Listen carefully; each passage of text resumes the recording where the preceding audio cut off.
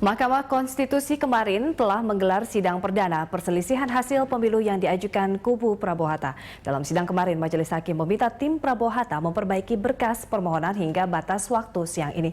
Selanjutnya sidang akan dilanjutkan besok. Dan kita mencoba menganalisa permohonan tim Prabowo Hatta dan bagaimana proses persidangan di MK berikutnya. Di studio telah hadir mantan Hakim Mahkamah Konstitusi Bapak Marwarar Siahaan dan juga pengamat hukum Dwi Putra Nugraha. Selamat datang di dialog kita pagi ini. Pak Marwarar, ini seberapa revisi dari hasil revisi kemarin ini Pak, seberapa substansial dari berkas permohonannya atau hanya redaksionalnya saja yang begitu dikatakan harus direvisi? Ya, kalau saya perhatikan tadi apa yang disebutkan oleh Pak Ketua itu Pak Hamdan, itu dia juga menginginkan sinkronisasi antara posita dan petitum.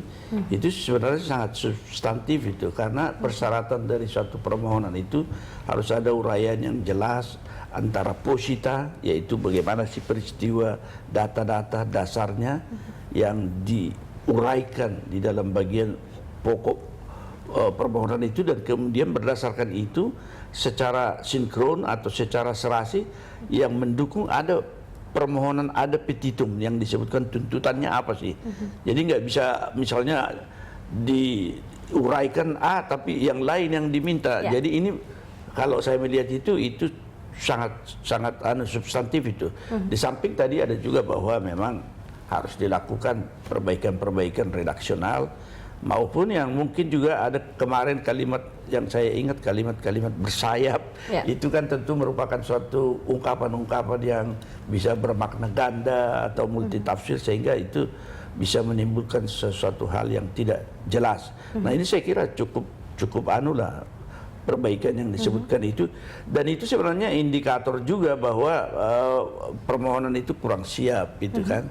Karena menurut saya juga, meskipun dikatakan dalam waktu 3 kali 24 jam sejak pengumuman KPU tentang hasil pemilu itu diumumkan harus masuk permohonan, tetapi kalau memang mereka cukup memiliki data dari awal sejak mulai pemungutan suara itu, mereka harus memiliki tim yang bisa memantau itu secara berjenjang dari mulai tingkat TPS itu sampai pada akhirnya di tingkat nasional. Oleh karena itu saya agak khawatir lah begitu, bahwa mereka melihat nasihat dalam pemeriksaan pendahuluan kemarin cukup banyak dan substantif. Saya agak khawatir mereka memiliki suatu dasar yang kokoh atau enggak. Mas Dwi, nah kalau kita lihat sebenarnya dari kubu Prabowo Hatta kemarin sudah membawa juga beberapa, dalam tanda kutip ini, amunisi atau senjata untuk bisa digunakan dalam persidangan. Apakah Anda melihat elaborasi dari hasil rekapitulasi yang mereka juga pertanyakan 20 juta di 52.000 TPS sebagai data mereka begitu yang tidak sahih? Nah, Anda melihatnya seperti apa? Ya, kemarin kalau kita lihat permohonan, berkas permohonan dan akhirnya berkas permohonan perbaikan ini, dan lihat juga pemeriksaan persidangan pemeriksaan kemarin itu, kita kan lihat bahwa ternyata kan memang akhirnya sangat-sangat sangat-sangat tumpul begitu. Senjata yang sudah disiapkan bahkan katanya sampai berapa truk, berapa bundel, ternyata kan itu cuman perang urat syaraf lah ini, gertak sambal. Dan ternyata kalau saya kemarin dengar dari mahasiswa saya bilang, kok ini seperti bimbingan skripsi begitu. Wow, ini bukan sidangnya, tetapi bimbingan ya. Bimbingan skripsi, hakimnya kasih tahu ini kurang, masih ada revisi kurang, begitu ya. Iya, jadi sesuatu benar ini menjadi pendidikan politik bersama begitu. Tetapi sekali lagi saya cukup terperanjat, dan teman-teman saya juga mengatakan, aduh, ini kok seperti ini, dan kalau misalnya 1 kali 24 jam akan harus ada perubahan. Terus sampai katanya ada Roro Jonggrang di tangguhan perahu begitu ya.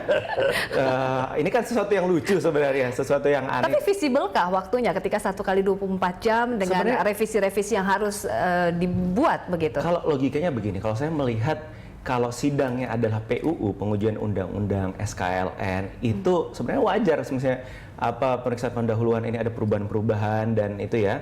Bahkan kan kalau PUU bisa lama. Tapi kalau misalnya bicara tentang PHPU, logikanya mereka tuh sudah punya data sejak dini. Dari berjenjang dari TPS naik ke kecamatan. kejanggalan-kejanggalan di mana mereka udah catat semestinya. Tim mereka ini kan mesin politiknya tersebar dengan begitu baik, koalisi yang begitu besar. Mestinya mereka sudah mencatat, dan 1 kali 24 jam sekali lagi ada Bandung Bondowoso bisa mengubah gitu.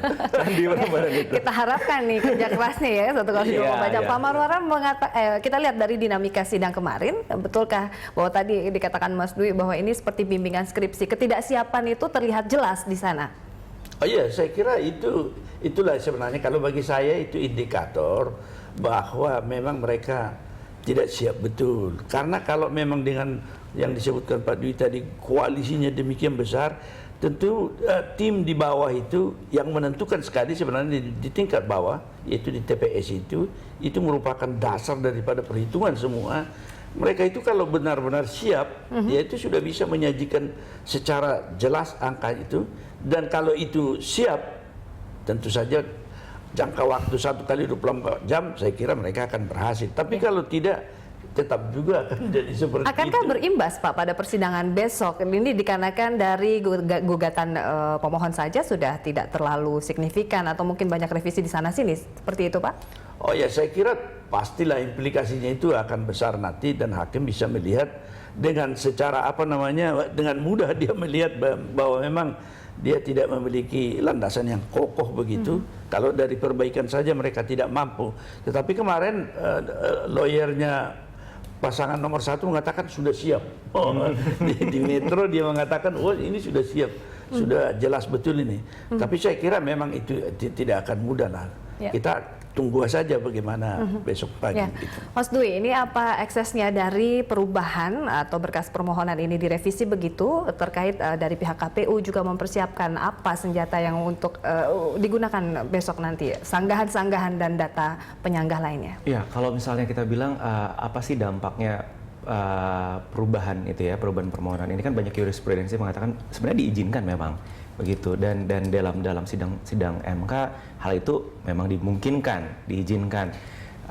Yang menjadi kekhawatiran bagi pihak termohon di sini dan pihak terkait kan, mereka menyusun jawaban termohon, mereka menyusun juga permohonan pihak terkait ini berdasarkan permohonan yang kemarin begitu. Nah, kalau dalilnya 1, 2, 3 begitu, tiba-tiba berubah jadi XYZ, ini kan petanya berbeda. Ya kan, kalau misalnya kemarin kita lihat Juventus ini kan awal-awalnya melihat bagaimana permainan ESL Star lah ini kan, kaget oleh 1-0 lah begitu kan. Nah, ini baru diubah begitu. Harus sesuai juga dengan itu. Saya rasa tidak kalaupun dibilang bakal terjadi kejutan besok gitu ya, bakal terjadi atraksi gitu ya yang luar biasa, tapi saya rasa tidak bakal signifikan, tidak bakal terjadi perubahan yang sangat besar begitu. Dan saya yakin pihak terkait dan termohon sudah menyiapkan semuanya. Baik, ini kita harus jeda dulu Pak Marwara dan juga Mas Dwi. Kita lanjutkan di segmen berikutnya. Kami akan kembali, tetaplah di Dialog Jurnal Pagi.